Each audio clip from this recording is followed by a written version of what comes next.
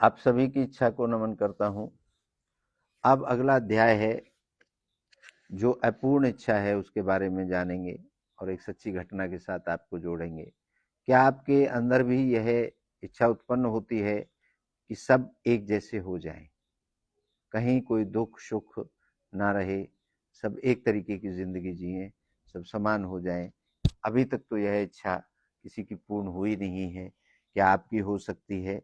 और आपकी अगर हो सकती है तो उससे दुनिया को क्या फायदा होगा, ये भी आप अपने अंदर विचार करें।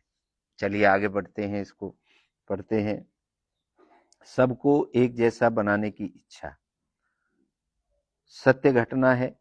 संत कोबुत्सु रोशी, जो जापानी संत हुए हैं, जिनका नाम कोबुत्सु जो रोशी था, उनकी अनुभव है, उनकी जिंदगी पर आधारित है। मानव इतिहास में समानता की कामना शायद सबसे सुंदर पर सबसे चुनौतीपूर्ण इच्छा रही है। जाति, धर्म, रंग, भाषा, सोच, जीवन शैली, हर जगह भेद है। पर कुछ इच्छाएं ऐसी भी होती हैं जो इस भेद को मिटाकर सबको एक जैसा एक धरातल पर लाना चाहती हैं। परंतु क्या यह संभव है? क्या सभी को एक जैसा बनाया जा सकता है? यह कथा है एक ऐसे व्यक्ति की जिन्होंने सबको समान बनाने का संकल्प लिया और फिर जाना समानता एक रूपता नहीं होती। कोबुत्सु रोशी जापान के एक युवा संत हुए। रोशी एक युवा जैन बौद्ध भिक्षु थे। जापान के हिरोशिमा क्षेत्र में जन्मे। उन्होंने युद्धों की विभीषिका, मानवों की क्रूरता और सामाजिक भेदभाव को अपनी आंखों से देखा था। 20 वर्ष की अवस्था में उन्होंने अपना जीवन समानता के लिए समर्पित किया। उनका उद्देश्य था हर व्यक्ति को जाति, वर्ग, धर्म, लिंग और सोच से परे एक समान देखना। उन्होंने एक आश्रम बनाया, एक रूप, एक आत्मा के सिद्धांत पर। वहां प्रवेश करते समय सभी को सिर मुंडवाना होता था, एक जैसी पोशाक पहननी होती थी, सबके नाम मिटा दिए जाते थे और नया एक अक्षरी नाम दिया जाता था, आ ई ऊ। भोजन, विचार, उठना बैठना सब समान, सब एक ही नियम। पहले कुछ महीनों तक आश्रम में अद्भुत शांति रही। लोगों ने कहा यहाँ कोई बड़ा छोटा नहीं है, सब एक जैसे हैं।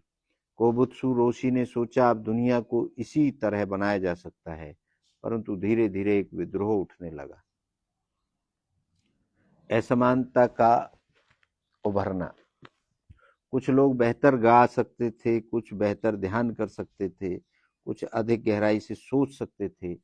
एक दिन ई नामक एक साधक ने चुपचाप दीवार पर लिखा, मैं तुमसे अलग हूं और यह भी मेरा सौंदर्य है। कोबुत्सु रोशी ने उसे डांटा, यहाँ सब समान है। पर धीरे धीरे अनेक साधकों ने आश्रम छोड़ना शुरू कर दिया। आखिर में ऊ नामक एक वृद्ध साधक ने कहा, स्वामी जी, आप चाहते हैं सब एक जैसे हों, पर क्या यह प्रकृति की इच्छा के विरुद्ध नहीं है? पहाड़ और मैदान एक जैसे नहीं है, फिर भी दोनों सुंदर हैं। समानता को सम्मान में बदलिए, एक रूपता में नहीं। कोबुत्सु रोशी का परिवर्तन। इस वाक्य ने रोशी को झकझोर दिया। वह कई दिन मौन साधना में बैठ गए। फिर उन्होंने घोषणा की, अब से यह आश्रम समान आत्मा विविध अभिव्यक्ति के नाम से जाना जाएगा।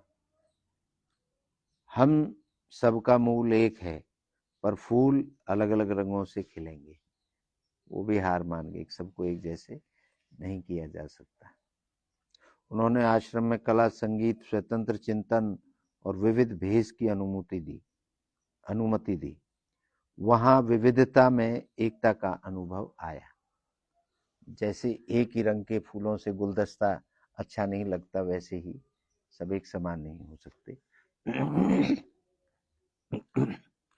इच्छा पूर्ति दर्शन का दृष्टिकोण है सबको एक जैसा बनाने की इच्छा भीतर के करुणा भाव से उत्पन्न होती है, पर वह जब जबरदस्ती में बदल जाती है तो वह प्रकृति के विरुद्ध हो जाती है।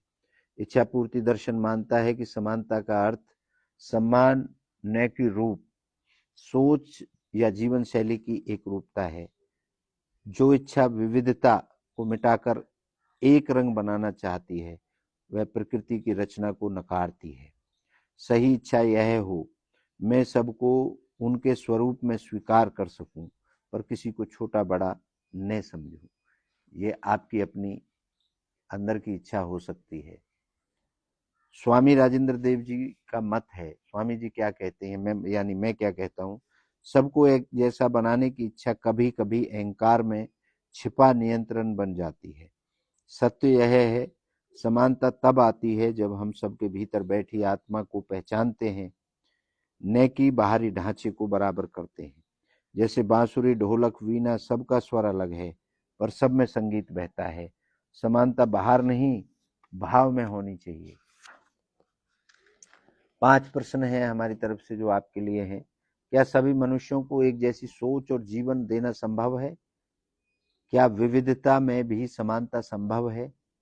क्या कोई व्यवस्था सबको एक जैसा बना सकती है?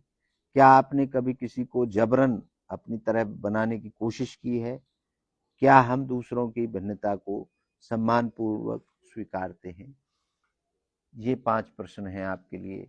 आप इन प्रश्नों पर विचार करें, सोचें और आगे बढ़ें। आप सभी की इच्छाओं को पुनः नमन करता हूं। आप सबकी जय हो।